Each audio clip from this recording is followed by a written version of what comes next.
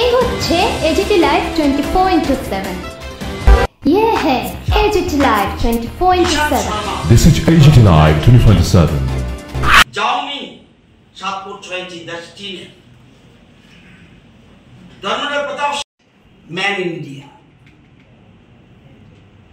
অরুণোদয় সিং ভবেশ কুমার শুরু করুন। বলছেন লম্বা যত আহম্মক তত, আর একটা বলছেন বিজেপি বাটপার। গত 7 বছরে ত্রিপুরা রাজ্যে যে ডেভেলপমেন্ট হয়েছে, সৎসাহস থাকলে প্রকাশ্যে আলোচনা আসুক। 7 বছরে যে ডেভেলপমেন্ট এ রাজ্যে বিজেপি নেতৃত্বাধীন সরকার করেছে, বিপ্লব দেব এবং বর্তমানে মুখ্যমন্ত্রী মানিক শাহ চিন্তা করতে পারবে কেউ? সে সামাজিক ক্ষেত্র, অর্থনৈতিক ক্ষেত্র, পরিকাঠামো ক্ষেত্র, যে কোনো ক্ষেত্রে তৎকালীন সরকারের যে পিরিয়ড ছিল, যতদিন পেয়েছিল, আর 7 বছরে যে ডেভেলপমেন্ট করেছে, আমি 55 বছর রাজনীতির জীবনে দেখিনি। উনি বলছেন বিজেপি বাটপার, বলতে পারে এরকম? উনি বলছে আসামে একজন বাটপার আছে, তিনি আগে স্বাস্থ্যমন্ত্রী ছিলেন, এখন মুখ্যমন্ত্রী।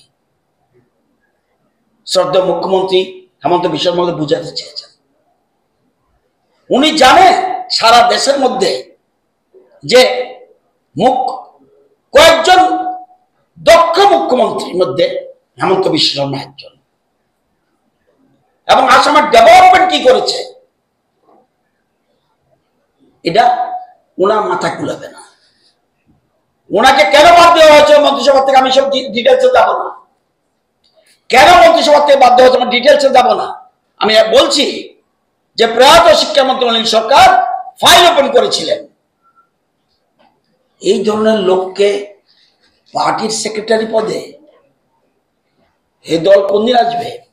উনি বলছে বিজেপি ট্রাইবেলদের সাথে, ট্রাইবেল যা ডেভেলপমেন্ট হচ্ছে ইদানিং, কেন একটা সিটও ট্রাইবেল সিপিএম একটা ট্রাইবেল সিটও পায়নি কেন? এত বছর ধরে 35 বছর ক্ষমতা ছিল, জনজাতিদের যেভাবে হয়রানি করেছে। উনি ত্রিপুরা মাথা বলছে বাটপার, ওটা ওদের দলের ব্যাপার। তোমায় আমি এলাই পার্টি বলে বলছি, উনি যেহেতু ত্রিপুরা মাথা ওনাকে হারিয়ে দিয়েছে, বিজেপি হারিয়ে দিয়েছে, সে ঈর্ষার থেকে বলছে, হতাশা থেকে বলছে। কোথায় কি বাটপারি করেছে? জনজাতিরা ওদের সাথে নেই, আবল তাবল বলে বাজার গরম করতে। ওই জন্য প্রথমে শুরু বলেছিলাম শব্দ ব্রাহ্ম। ওনার কোনদিন ওনাদের সাথে আমাদের রাজনৈতিক বিরোধ থাকতে পারে। তৎকালীন মুখ্যমন্ত্রী মানিক সরকার এই ধরনের ভাষণ, এই ধরনের শব্দ ব্যবহার করবে,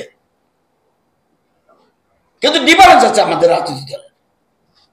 কিভাবে একটা লম্বা যত আহম্মক তত লম্বু, আপনারা বুঝতে পেরেছেন তো? এই যে কথাগুলি, যে এখানে যারা লম্বা আছেন সাংবাদিক বন্ধু, আমার কিশোর মোর্চার সভাপতি দেখলাম বাঁদিকে বসে আছে, উনিও তো লম্বা, তাহলে আহম্মক উনি অ্যাকর্ডিং টু হিম। এখানে আমাদের চ্যানেলের কয়েকজন আছে, তুমিও তো ভাই লম্বা। সব দৈহিক ভাবে এটা ভগবান প্রদত্ত। আমার কি করার আছে? আমি সারা রাজ্যের যাদের দৈহিক গঠন নিয়ে প্রশ্ন করেছে, সারা রাজ্যের, সারা দেশের, সমস্ত পৃথিবীব্যাপী সবাই ইনসাল্ট করেছে উনি। আমার জানা মতে এই ধরনের কমেন্ট কোন রাজনৈতিক নেতার বলা উচিত না। মোরওভার উনি কিন্তু opposition leader, shadow chief minister বলা হয় ওনাকে, শ্যাডো চিফ মিনিস্টার, ছায়া মুখ্যমন্ত্রী বলে ওনাকে। ওনার যে পদটার সম্বন্ধে উনি কি একবারও ভাবে চিন্তা করা বলা উচিত ছিল? তো আমি আপনাদের আবার অন্য থাকতে পারে, আমি বলবো যে আজকে ওনার বলা উচিত। উনি বারবার এরকম করছে, গোলা জলে মাছ ধরতে চাইছে, রাজ্যের জনজাতিদের বিভ্রান্ত করতে চাইছে। রাজ্যের জনজাতিরা যথেষ্ট ভালো জায়গায় রয়েছে। আজকে পার ক্যাপিটা ইনকাম কত ছিল, আজকে আমাদের পার ক্যাপিটা কোথাও চলে গেছে। 1,444,000 টাকা ছিল মাত্র পার ক্যাপিটা ইনকাম 17-18-তে। আজকে পার ক্যাপিটা ইনকাম হলো 1,77,000 টাকার উপরে। কি বলছে উনি? উনি কটা জায়গা ঘুরে ওনার সরকারি গাড়ি দিয়েছি, সরকারি গাড়ি অ্যাসেম্বলিতে দিয়েছে, ঘুরলেই পারে।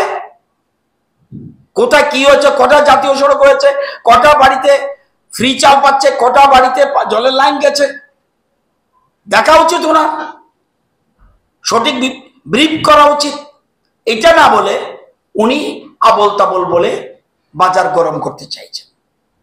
তো আমি যেটা বলছি, আমার নিশ্চয়ই এই বক্তব্য নিশ্চয়ই যদি ইয়ে হয়ে থাকে, চ্যানেলের মাধ্যমে যদি এটাকে কি বলে ডাইরেক্ট টেলিকাস্ট হয়ে থাকে বা আপনাদের মাধ্যমে যদি হয়ে থাকে, নিশ্চয়ই সিপিএম নেতারা যারা আছেন, সিপিএম নেতাদের মধ্যে শুভবুদ্ধি সম্পন্ন অনেক নেতৃবৃন্দ রয়েছেন।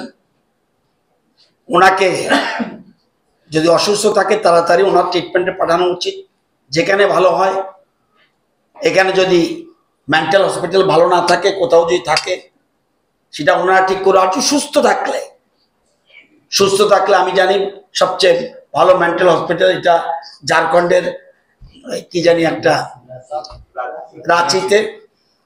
যদি সুস্থ থাকলে তো কোনো কথা নেই, কেন পাঠাবে? তো সুস্থ থাকলে উনি আজকেই এটার সম্বন্ধে যাদের সম্বন্ধে বলেছে, হেমন্ত বিশ্ব শর্মার কাছে ব্যক্তিগত ক্ষমা চাওয়া উচিত।